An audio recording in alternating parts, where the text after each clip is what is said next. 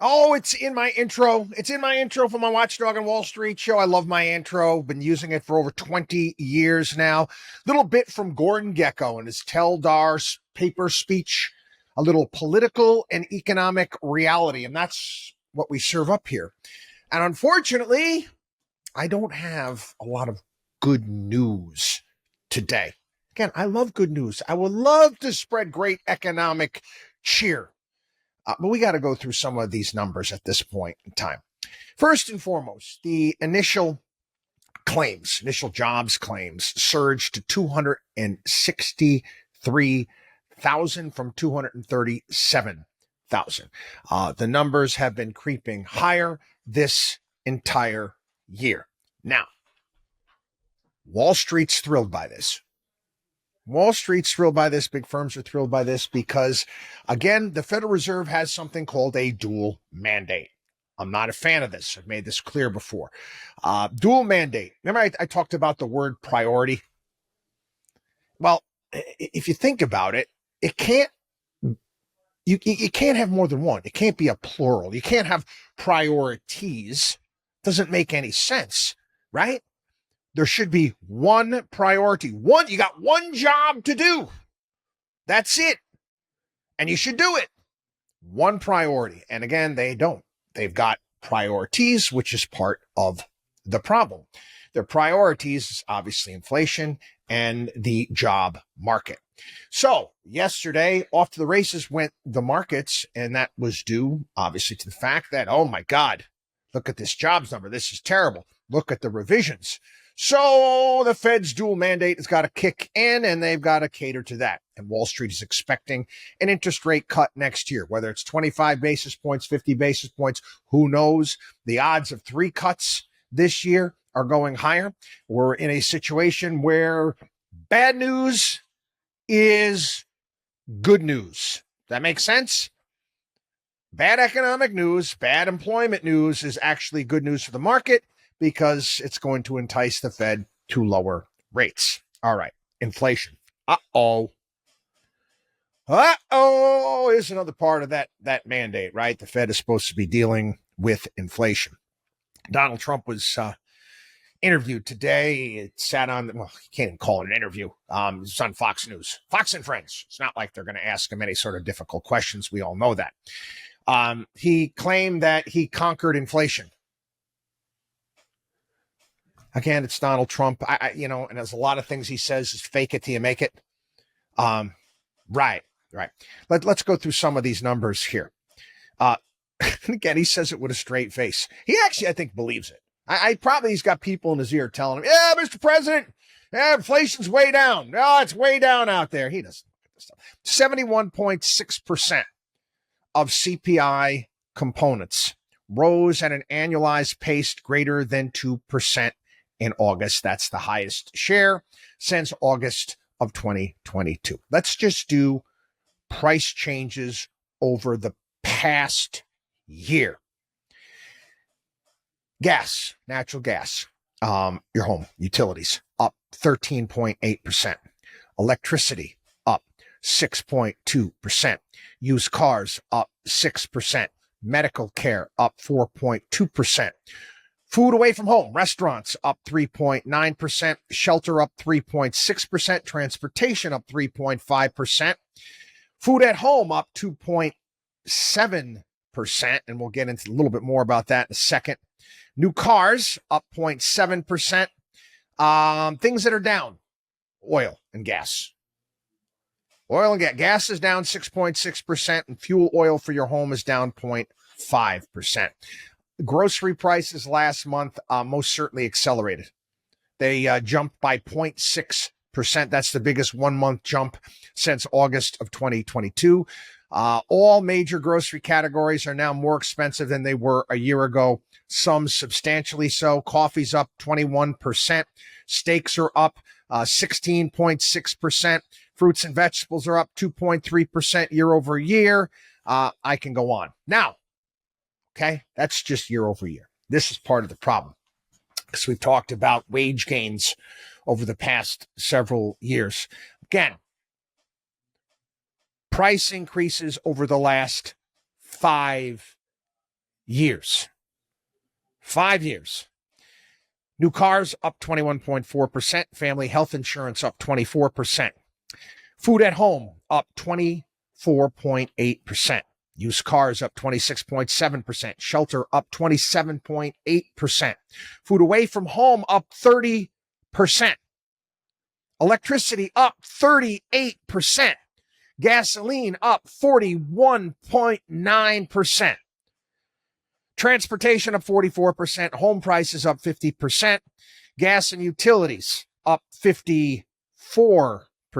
Fuel oil up 55%. Auto insurance up 60%. A dozen eggs up 170%. Now, I hope everybody out there has been doing well in their career, their business, their jobs. Hope everyone's been making more money, getting raises. They actually showed. Well, we talked about this here on the program. The salary increases, the people at the top, was the top 10% of the country, was the top 5. I can't remember exactly. It was up 4% year over year. These numbers are huge. I mean, these are, man, this is just a 5-year period of time. It's tough. It's tough. Again, let's take a look at government spending, which leads to a lot of this. Now, I want you to actually, again, try to focus in your mind. It's difficult to do, again, because we throw numbers out. I remember the day. You go back to the 1990s. I keep thinking of Dr. Evil and Austin Powers. $1 million. And number 2 is like, it's not a lot of money anymore. $1 billion. Huh? What's that? The interest expense. Okay. The interest expense on U.S. national debt is $1.21 trillion. That's over the past 12 months. In the past 4 years, that interest expense has more than doubled. Now, if the United States came into my office and asked from the Markowski brothers to manage its finances and put money away, I tell them to take a hike. I can't help you. There's no way I can.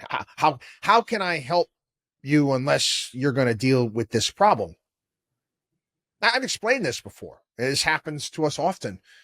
People wanting to work with us, contact us, set up, all sorts of, financial stuff for them, their kids, whatever it may be.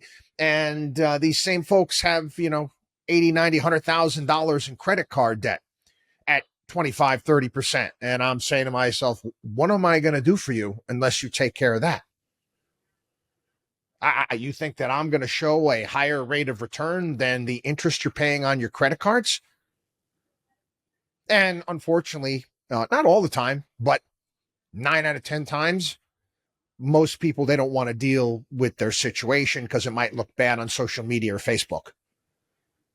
And they don't want other people to think less of them. So again, they keep digging themselves a hole that they'll never get out of. And what's that going to lead to? But anyway, it's the same thing with our federal government. Think about it. I want you to understand, okay, you work hard, you pay taxes. Think about the amount of money. What is it now? In fact, I had the number here somewhere. The percentage of every dollar collected, I don't know, that gets spent on interest payments at this point in time. I'll find it. But think about it. $1.21 trillion flushed down the toilet every single year. Not to mention the fact, we're constantly, they're kind of hearing about the touting about all this wonderful tariff revenue that they're bringing in.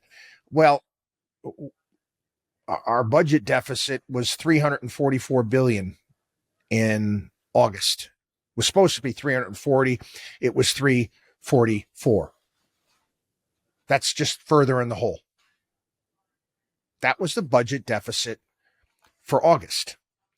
U.S. government spending right now, you want to take it as a percentage of our gross domestic product. In the 1950s, it was 17%. 1960s, it was 18%. 1970s, 21%. 80s, 22%. 90s, 21%. 2000s, 20%. 2010, 23%. We are at 27% right now. 27%. And again, we're being told that we can grow our way out of this situation.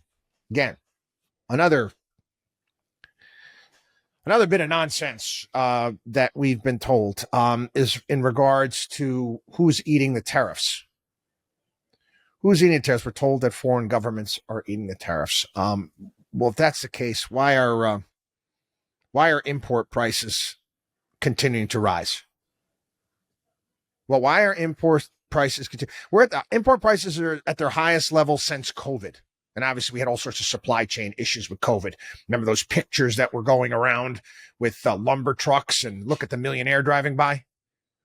Highest point in time since COVID. Now, again, I always like to talk about these things in terms of societal issues.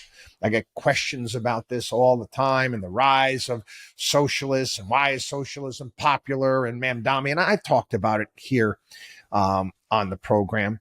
But these are things that they make me sad. And this is where, again, I understand the president of the United States has got to be a cheerleader for the country. He's got to try to keep people positive, but he actually we have to actually start doing something about some of these issues. Google actually offers a tool that enables observing employee strife. It's called Google Trends.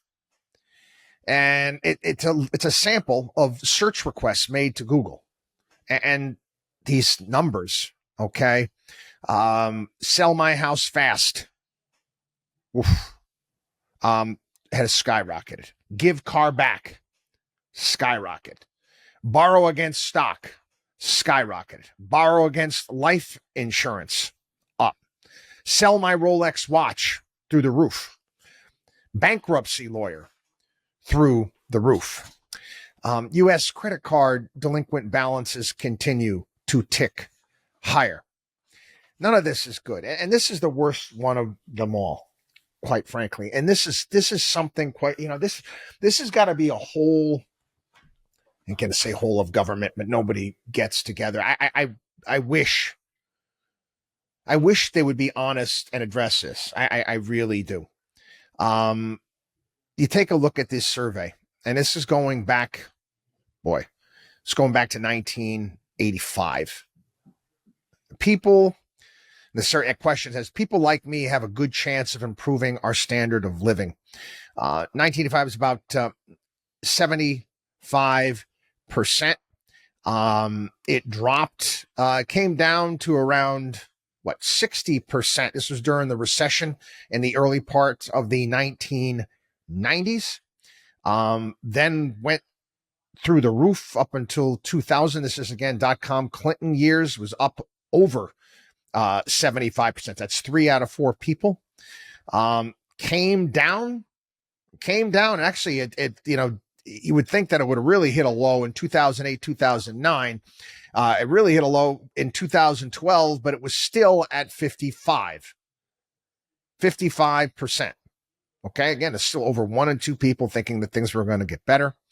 Popped up again right before COVID. Again, this is the first Trump term, to almost 65%.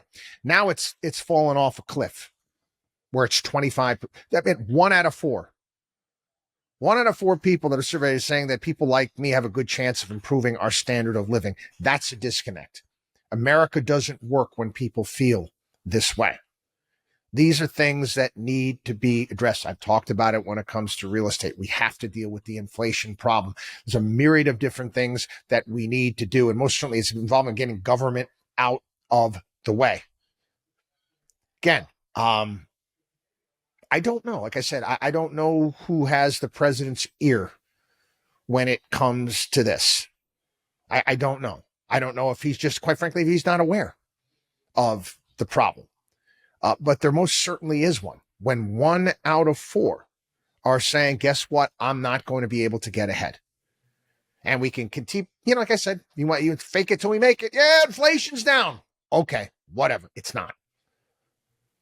It's not. It must be dealt with. WatchDog on wallstreet.com.